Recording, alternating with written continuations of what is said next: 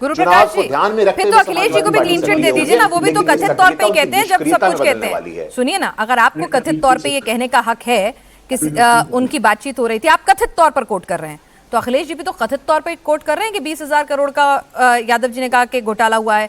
कथित तौर पे ही कह रहे हैं कि ये गायब हो गया, वो गायब हो गया। अगर कथित तौर पर आपके लिए एप्लीकेबल है तो कथित तौर पर उनके लिए भी एप्लीकेबल है। ऐसे थोड़ी होता है। पिनाज जी 10 सेकंड के लिए मैं आऊंगा। पिनाज जी, कल पूज्य गोविंद गिरी जी का प्रेस कॉन्फ्रेंस आपने देखा कि नहीं देखा? देखा, उस पे भी सवाल पूछूंगी, बहुत सारे सवाल है मेरे पास। का प्रेस कॉन्फ्रेंस आपने देखा कि नहीं देखा? बिल्कुल देखा। तो उसमें आ गया ना, उसमें सब क्लियर आ गया ना। जो कह रहे थे अखिलेश जी गायब हो गया है, गायब हो गया, माहौल बना रहे थे, भ्रम फैला रहे थे, कल दूध का दूध पानी का पानी हो गया। झूठे खाली पूरा जून भर आपने भ्रम बनाया है, एक फॉल्स नैरेटिव, फेक प्रोपोगेंडा बनाने का काम समाजवादी पार्टी ने किया है, और कल औंधे मुंह गिर गए। कल पता चल गया कि भाई ऐसा कुछ है ही नहीं। करिए राजनीति, आप राजनीति करने को स्वतंत्र हैं, लेकिन हमारी आस्था, हमारी श्रद्धा से जुड़े राम मंदिर के मुद्दे पे इस प्रकार राजनीति करिएगा तो राम की सजा भी पाइएगा। ठीक है, लगातार पुनः बोलेंगे, तीसरी बार बोलेंगे, कार से वो गोली चलवाई थी आपने। हाँ, 10 सेकंड आप 30 सेकंड ले लीजिए, पर उसके बाद खत्म कीजिएगा। नहीं गए थे आप? ठीक है, डॉक्टर आशुतोष वर्मा। अब गुरु प्रकाश जी बोलिएगा नहीं, मैं आपको फिर से चेतावनी दे रहा हूं। अगर आपने अगली बार ये बात निकाली, और खासकर इंडिया टीवी के लिए मैं बोल रहा हूं कि इंडिया टीवी के मैनेजिंग एडिटर पीयूष पद्माकर ने इस बात को ट्विटर पे लिख के बताया है कि गुरु प्रकाश के कि टिन्नू यादव के और अखिलेश यादव के बीच में सीडीआर रिपोर्ट्स में कहीं कोई बात नहीं आई। अगली बार अगर आई तो आपके खिलाफ भी एफआईआर होगी। अखिलेश जी ने तो 10 मिनट का अल्टीमेटम दिया था। सुनिए ना, अखिलेश जी ने तो दुबे जी को 10 मिनट का अल्टीमेटम दिया था। निशिकांत दुबे जी ने ट्वीट डिलीट नहीं किया, तो अखिलेश जी ने एफआईआर कराई क्या? एफआईआर हो गई है, हो गई। अच्छा, चलिए, अच्छी बात है। और उसके स्क्रीनशॉट भी दे रहा हूँ। ठीक है, गुरु प्रकाश जी आप पर भी हो जाएगी, अपनी बातें वापस लीजिए भाई। ये बात रखिए, ये जो गलत तरीके से नैरेटिव बनाया जा रहा है ना, अच्छा, और ये जो और आप पर एफआईआर क्यों ना हो?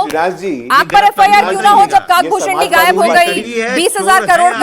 20,000 करोड़ का घोटाला हुआ है कि आपने चंदा चोरी करी है। ठीक है, ठीक है, कोई आपको माफी नहीं मिलेगी। ठीक है गुरु प्रकाश जी, भाई ये लोग तो बहुत प्रोएक्टिव है। अफवाह फैलाने पर, गलत बयानी देने पर एफआईआर करा रहे हैं आपके खिलाफ, और कह रहे हैं आगे बोलेंगे तो कराएंगे। आप भी करा दीजिए ना इनके खिलाफ। आप बुला लीजिए अखिलेश जी को एसआईटी में।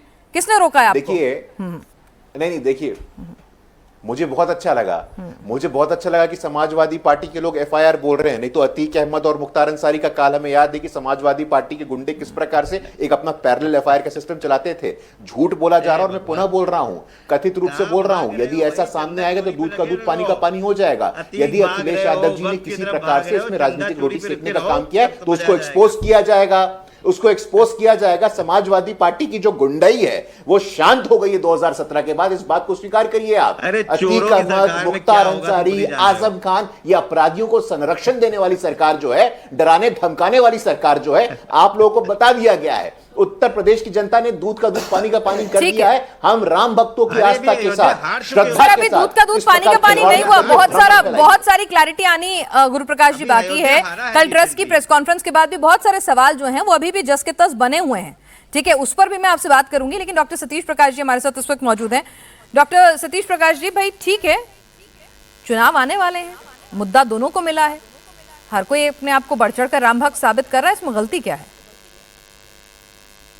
नहीं, राम भक्त होने में कोई गलती नहीं है, लेकिन कोई व्यक्ति या कोई संगठन ये कह रहा है कि हम राम मंदिर गए थे तो हमको ये अधिकार मिल गया कि हम राम मंदिर कंस्ट्रक्शन में 40% कमीशन लेंगे, हम बाकायदा चंदे में डकैती डालेंगे।